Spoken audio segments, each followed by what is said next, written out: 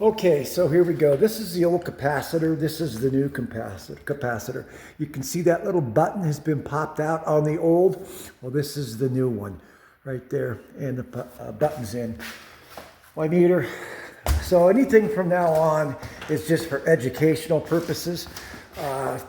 This is our well. The breaker is off. So I did plug this back in, and all it did was hum. So now what I'm going to do is I'm going to try to clean the contacts on the pressure switch using this emery board. Here's the contacts.